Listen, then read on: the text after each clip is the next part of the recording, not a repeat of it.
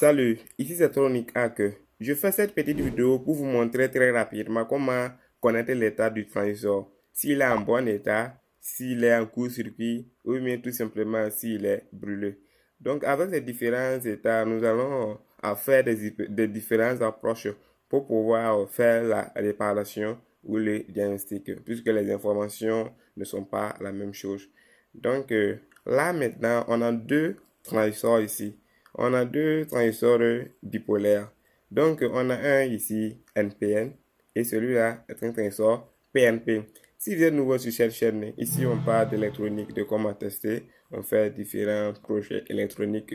Tout est pour vous aider à comprendre l'électronique, donc en restant sur des paramètres très simples. Donc, bon, il n'y a pas de formule très complexe ici. On fait tout pour vous permettre de comprendre l'électronique. Donc ici maintenant, là on voit que on va faire d'abord l'approche transistor à bon état. Si vous avez suivi les vidéos précédentes, là vous savez qu'on doit venir au niveau du diode ici. Là ici, si vous prenez le transistor en fait, premièrement il faut connaître la référence du transistor.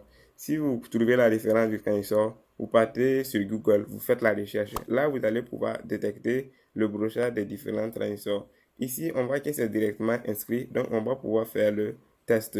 Si votre transistor est claqué, en fait, donc ça peut être un peu compliqué là, mais on va faire une prochaine vidéo, puisque je fais cette vidéo avec le logiciel, puisque je n'ai plus de caméra pour bien filmer là, donc je fais des vidéos théoriques. Je sais que vous aimez les vidéos pratiques, je sais, donc, mais je peux pas vous laisser comme ça, il faut que je continue à vous partager des petites astuces, mais c'est toujours propre. Donc, une fois ici au niveau de l'option diode, là, vous voyez NPN. Celui-là, le P est au milieu, donc le P correspond à la base ici. Et les deux autres, ça. Même si la base était de ce point-là, le P ici correspondait à la base. Donc, je prends le plus ici, la sonde positive, je mets là, et je fais ici. Donc, je vais bouger un peu les sondes. Voilà, donc on voit ça ici, donc ça veut dire que c'est bon. Et ici aussi, je bouge un peu le son. C'est ça la subtilité de l'application. Voici aussi, on voit que c'est bon. Là maintenant, ici, la même chose qu'ici. Là, ici, vous voyez le NPN ici.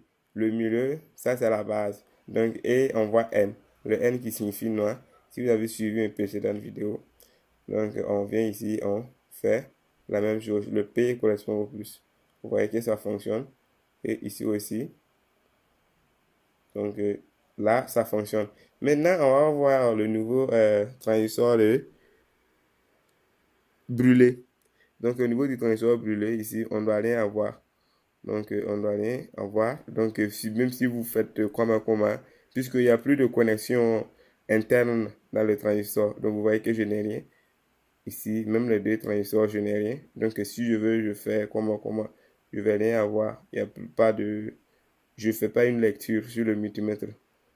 Voici, vous voyez que même si je fais n'importe quelle configuration, je ne gagne pas de, euh, de lecture. Donc, je vais aller au niveau du transistor et en court-circuit. Si le transistor est en court-circuit, normalement, votre multimètre va biper. Vous voyez qu'il est en court-circuit. Il est en court-circuit ici.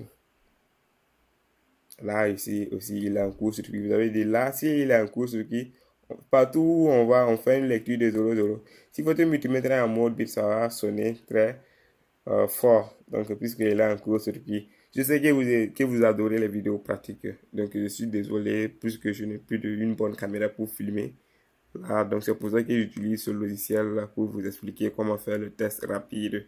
Donc, ici, on voit que dans tous les cas, ici, qu'il est brûlé ou bien qu'il est en court-circuit, il faut le remplacer. Et ici, la seule condition, c'est s'il est normal. Mais si vous avez regardé la vidéo, si vous avez aimé la vidéo, n'oubliez pas de vous abonner si vous êtes un nouveau ou bien de liker. Donc, pour ne pas rater mes prochaines vidéos et ces petits gestes m'encouragent. Merci beaucoup. On est presque aux 3000 abonnés. Merci. Tout ça, c'est grâce à vous. Et on va faire plus de projets ensemble. On va faire plus d'astuces ensemble. Donc, merci. Tronic Hack, on est ensemble.